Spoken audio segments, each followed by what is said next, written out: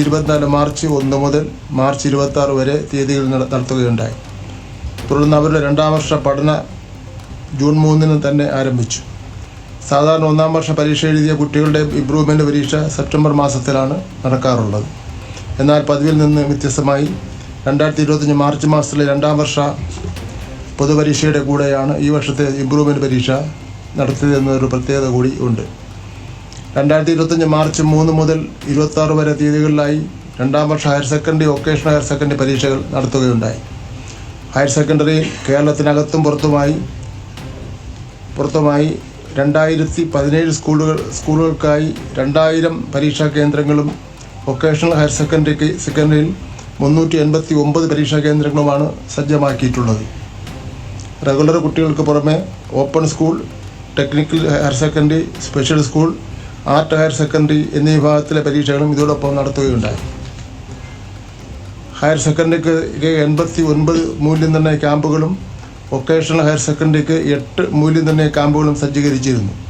Higher സെക്കൻഡറിയിൽ 23,483 അധ്യാപകരും vocational higher സെക്കൻഡറിയിൽ 2,227 അധ്യാപകരും മൂല്യനിർണ്ണയത്തിൽ പങ്കെടുത്തു.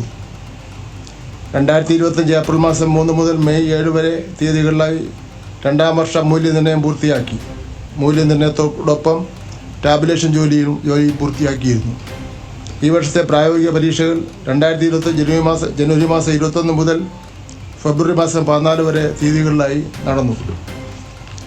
പരീക്ഷകൾ ഏറ്റവും വിജയകരമായി പൂർത്തീകരിക്കുവാനും പരീക്ഷാഫലം സമയബന്ധമായി പ്രസിദ്ധീകരിക്കുവാനും പരീക്ഷാ ബോർഡ് ചെയർമാനോടൊപ്പം പ്രവർത്തിച്ച പരീക്ഷാ സെക്രട്ടറിമാർ, DDമാർ, RDDമാർ, ADമാർ, സിസ്റ്റം മാനേജർ, അധ്യാപക സംഘടനയുടെ എല്ലാ നേതാക്കന്മാരും ഇവിടെ ഇരിപ്പുണ്ട്.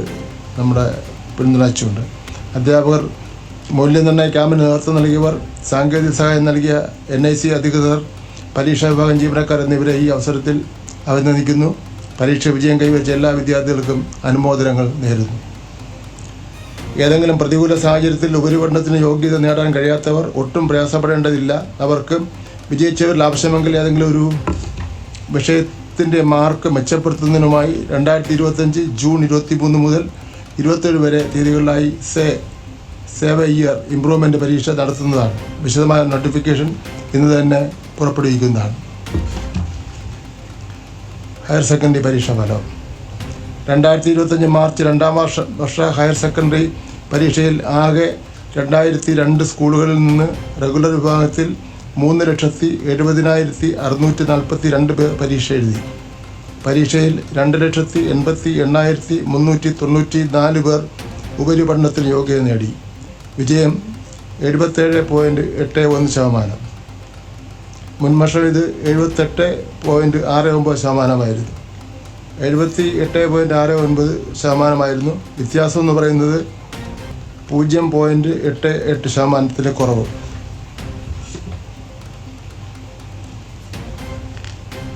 റിസൾട്ട് വിശദമായി. റെഗുലർ സ്കൂൾ ഗോയിങ് ആകെ കുട്ടികൾ 3,70,642. ആൺകുട്ടികൾ 1,79,952. ജയിച്ചവർ 1,23,160. വിജയ ശതമാനം 68.44%. പെൺകുട്ടികൾ 1,96,690. ജയിച്ചവർ 1,65,234. വിജയ ശതമാനം 86.65%.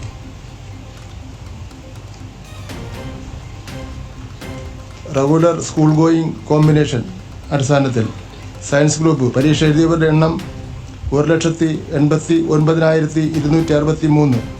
ഉപരിപഠനത്തിന് യോഗ്യത നേടിയവർ 1,57,561. വിജയ ശതമാനം 83.25. ഹ്യൂമാനിറ്റീസ് ഗ്രൂപ്പ് പരീക്ഷ എഴുതിയവരുടെ എണ്ണം 74,583. ഉപരിപഠനത്തിന് യോഗ്യത നേടിയവർ 51,578. വിജയ ശതമാനം 69.16. കൊമേഴ്സ് പരീക്ഷ എഴുതിയവരുടെ എണ്ണം 1,06,796. ഉപരിപഠനത്തിന് യോഗ്യത നേടിയവർ 79,255. വിജയശതമാനം 74.21. റെഗുലർ സ്കൂൾ ഗോയിങ് സർക്കാർ സ്കൂൾ പരീക്ഷ എഴുതിയവരുടെ എണ്ണം 1,63,904. ഉപരിപഠനത്തിന് യോഗ്യത നേടിയവർ 1,20,027. വിജയശതമാനം 73.23.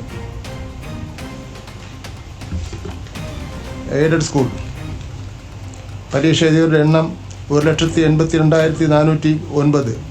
ഉപരിപഠനത്തിന് യോഗ്യത നേടിയവർ 1,49,863. വിജയശതമാനം 82.16.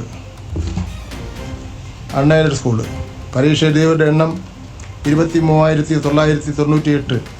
ഉപരിപഠനത്തിന് യോഗ്യത നേടിയവർ 18,218. വിജയശതമാനം 75.91. സ്പെഷ്യൽ സ്കൂൾ പരീക്ഷ എഴുതിയവരുടെ എണ്ണം 331. ഉപരിപഠനത്തിന് യോഗ്യത നേടിയവർ 286. വിജയശതമാനം 86.40. എല്ലാ വിഷയങ്ങൾക്കും A+ നേടിയ റെഗുലർ ഹയർ സെക്കൻഡറി വിദ്യാർത്ഥികളുടെ എണ്ണം 30,145. കഴിഞ്ഞ വർഷം ഇത് 39,242. ടെക്നിക്കൽ ഹയർ സെക്കൻഡറി സ്കൂൾ ആകെ കുട്ടികൾ 1,481. ആൺകുട്ടികൾ 1,051. പെൺകുട്ടികൾ 430. ഉപരിപഠനത്തിന് യോഗ്യത നേടിയവർ 1,048. വിജയശതമാനം 70.76.